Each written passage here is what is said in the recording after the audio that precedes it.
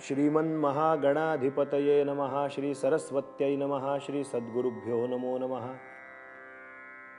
त्रैमूर्तिराजा गुरुतोची माझा, कृष्णातिरी वास करोनी ओझा। सुभक्त तेथे करीती आनंदा, ते सूर स्वर्गी पाहती विनोदा। माला कमंडलुरधः कर पद्मयुग्मे, मध्यस्थ पाणियुगुले डमरु त्रिशूले। यस्यस्त ऊर्ध्वकरयोः शुभ शंख चक्रे, वंदे तमत्रिवरदं भुज षट्कयुक्तम्। अवधूत चिंतन श्री गुरुदेव दत्त श्रीपाद श्री वल्लभ श्रीमद नृसिंह सरस्वती स्वामी महाराज की जय। श्रीमद वासुदेवानंद सरस्वती स्वामी महाराज की जय। श्री गुरुदेव दत्त दत्त दत्त। मंडळी नमस्कार। दत्तात्रेयांच्या स्वरूपाचं चिंतन पाहताना दत्तात्रेयांच्या हातातलं, त्यांच्या भुजेमध्ये, षडभुजांमध्ये असलेली जी आयुध आहेत, ज्या ज्या वस्तू तिथे विराजमान आहेत, त्याचा व्यावहारिक अर्थ, त्याचा पारमार्थिक अर्थ आपण पाहिला। पण दत्तात्रेयांच्या परिवारामध्ये, दत्तगुरूंच्या परिवारामध्ये, आपण परिवार यासाठी म्हणूया की दत्त म्हटल्यानंतर पटकन डोळ्यापुढे काय येतं, तर ती आयुध आपल्या डोळ्यापुढे येतात, त्याचं चिंतन करून झालं। पण दत्त मूर्तीचं स्वरूप पाहत असताना मागे आपल्याला एक गाय दिसते। आता जी गाय मागे आपल्याला दिसते, ती गाय म्हणजे काय? समोर जे श्वान, 4 श्वान आपण पाहतो, कुत्री जी 4 आपण पाहतो, त्याचं नेमकं स्वरूप काय तत्व अर्थाने आहे, किंवा त्याचं रूपकात्मक काही अर्थ आहे का, याविषयीचा चिंतन भाग आपण आज थोडाफार करण्याचा प्रयत्न करूया। दत्तात्रेयांचं वर्णन करताना एकनाथ महाराज एके ठिकाणी फार सुंदर वर्णन करतात। एकनाथ महाराज म्हणतात, दत्त वसे औदुंबरी त्रिशूळ डमरू जटाधारी, कामधेनु आणि श्वान उभे शोभती समान। गोदातीरी नित्यवस्ती अंगी चर्चिली विभूती, काखे माझी शोभे झोळी अर्धचंद्र वसे भाळी। एका जनार्दनी दत्त रात्रंदिन आठवीत, दत्त वसे औदुंबरी त्रिशूळ डमरू जटाधारी। एकनाथ महाराज वर्णन करतात की औदुंबराच्या ठिकाणी दत्तात्रेय राहतात आणि त्रिशूळ डमरू जटाधारी, जटाधारी आहे, त्रिशूळ हातात घेतलंय। कामधेनु आणि श्वान, आपला विषय हा की ती जी गाय आहे ती काय आहे, ती कुत्री काय आहेत? कामधेनु आणि श्वान उभे शोभती समान। ते दत्तांचं जे वर्णन करताना एकनाथ महाराज म्हणतात की एका जनार्दनी दत्त रात्रंदिन आठवीत, अशा दत्तात्रेयांचं मी दिवस रात्र चिंतन करतो म्हणाले, या दत्तात्रेयांच्या मूर्तीचं। ही जी गाय दत्तात्रेयांच्या मागे उभी आहे ना, या गायीचं एक अपूर्व महात्म्य आहे। मुळामध्ये गाय अतिशय गरीब असा प्राणी आहे। कधी कुणाला तिच्यापासून पीडा नाही, कधी तिच्यापासून कधी कुणाला त्रास नाही, कुठला काही पीडा नाही, काही बाधा नाही।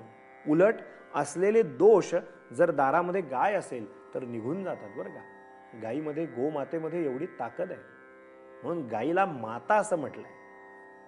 बाकी सगळ्या गोष्टींना आपण, जनावरांना त्यांची नावं घेतो, पण गायीच्या बाबतीत खुलासा करताना आपण गायीला गोमाता असं म्हणतो, आई असं म्हणतो।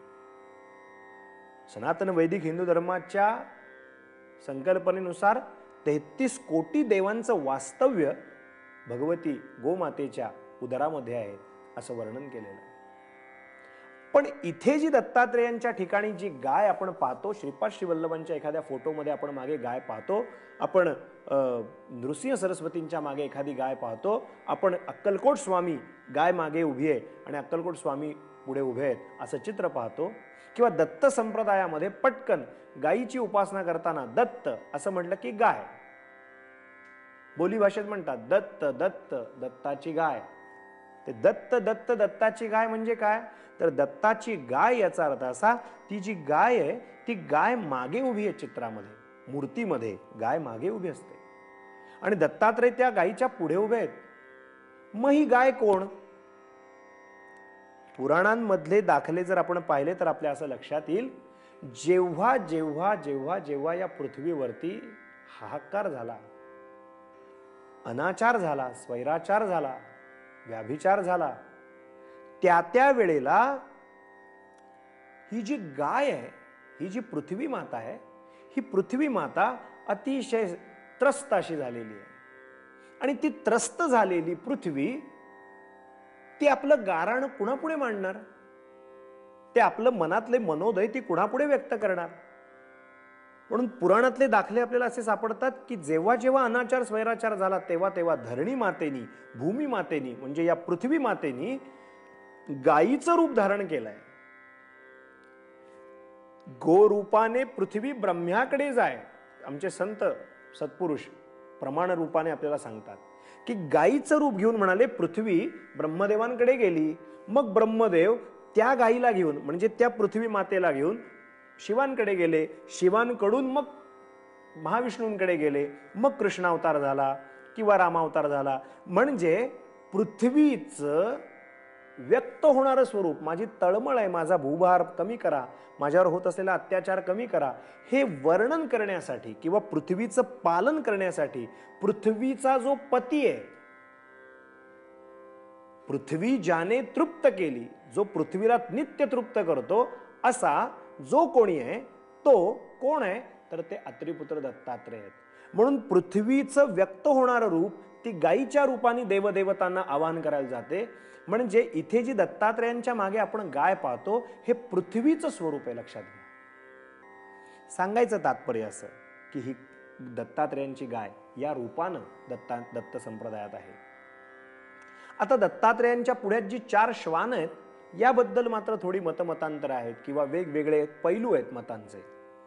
परंतु जे उघडपणे आपण व्यक्त करतो ते 4 वेद दत्तात्रेयांच्या पुढे श्वान रूपाने आहेत. 4 वेद ज्याची स्तुती गाता थके, श्वान रूपे राहती मागे पुढे. ते श्वान रूपानी वेद जणू काही वर्णन करतायत, दत्तात्रेयांचं स्तुतिगान करतायत. पण कुत्र्यांची उपमा दिली आहे, श्वानाची उपमा दिली आहे.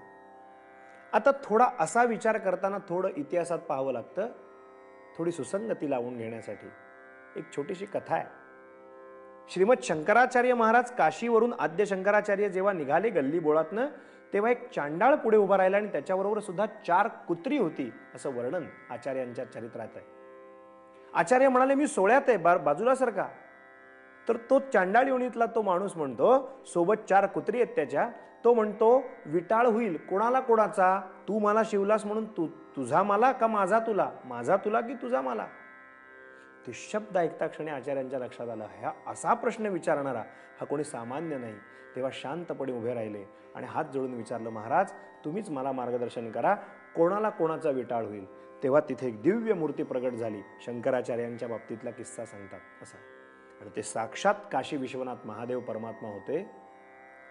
आणि ती 4 कुत्री होती जी, ती श्वान रूपानी होती, ती वेद रूपानी प्रगट झाली आणि आचार्यांना दर्शन दिलं. आणि आचार्यांना ज्ञानाचा बोध, ज्ञान दीक्षा महादेवांनी शंकराचार्यांना काशीत केली.